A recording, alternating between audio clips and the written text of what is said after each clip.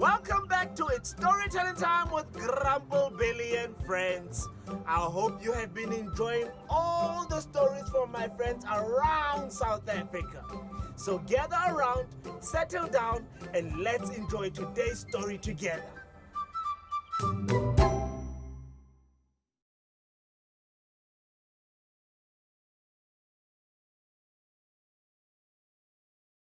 Thank you, Grumple Billy.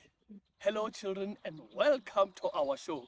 My name is Vincent, and the name of the story that we are going to read today is The Monster and the Robbers. In a country that was halfway to nowhere, there was, in the mountains, miles from anywhere, an old castle. In the castle lived a band of robbers. They spent their time robbing and stealing, and very well they did out of it too.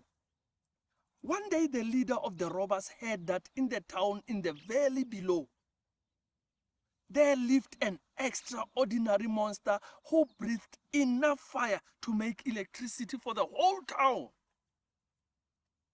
So the leader called a meeting to tell the rest of them about Mervin the monster.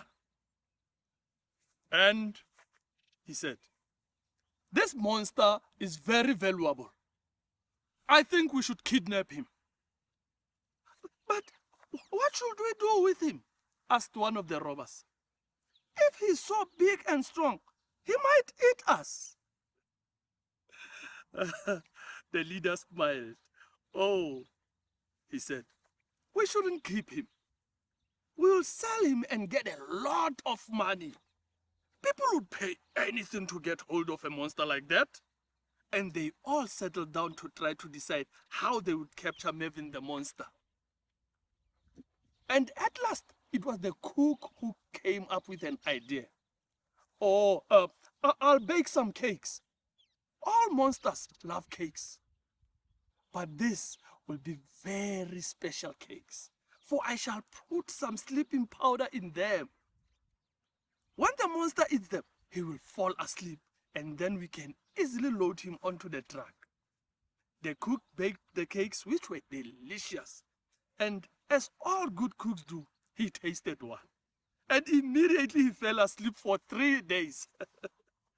The rest of the robbers left him sleeping. They climbed into the truck and drove off to catch. The monster. After a long journey, they found Mervin, who was very pleased and flattered to have visitors. He was even more pleased to be fed a basket full of lovely cakes, which, before he knew it, had made him so sleepy that he yawned and lay down. The robbers lost no time. Quickly they gathered round to tie him up, but Mervin wasn't as sleepy as all that. He frightened the robbers half to death when he wiggled and shook himself that they fell every which way.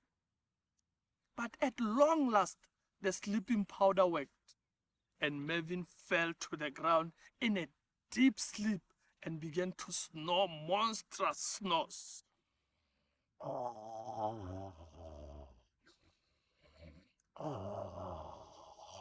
"Now is our chance," said the leader. And they all took heavy ropes and bound them round and round poor Mervin until at last he was hauled onto the back of the truck, all trussed up. By now it was night time, but the moon shone down to light the robbers on their way, and they drove off very pleased with themselves. It was dawn and Mervin's getting up time when they reached the castle. At first, he lay still, wondering what could have happened. And then he remembered and felt the ropes which were binding him.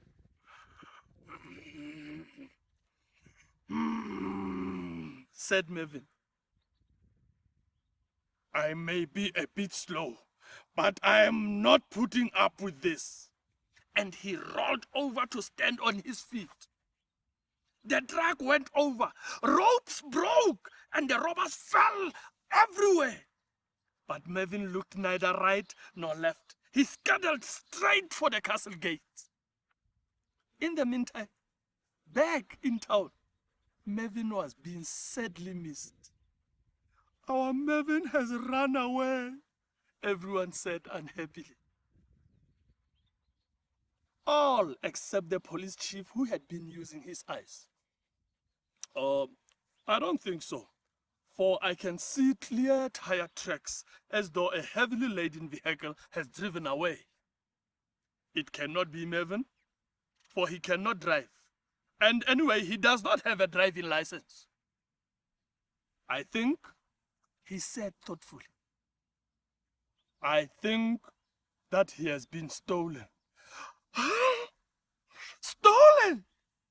Everyone said. Then it must be the robbers from the mountains.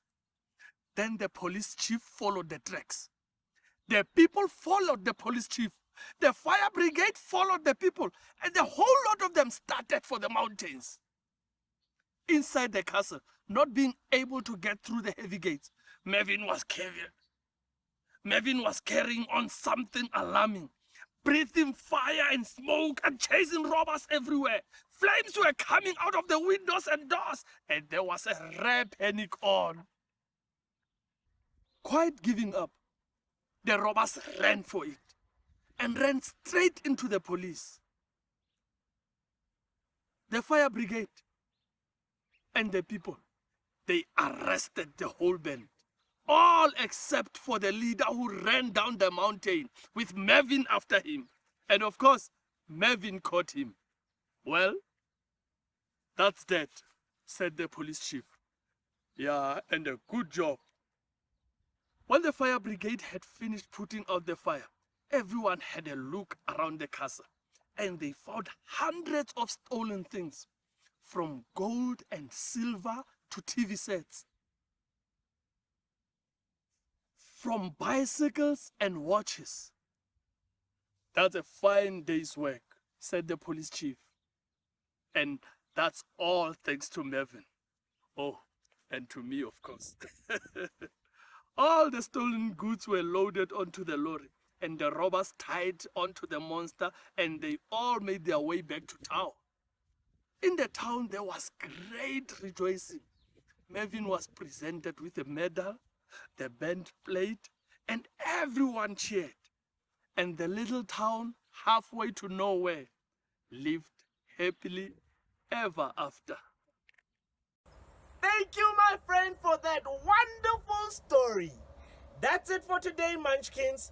Join us next time for another story right here on It's Storytelling Time with Grumple Billy and friends. Don't forget to social distance, wash your hands, and always wear your mask. And be safe. Until next time.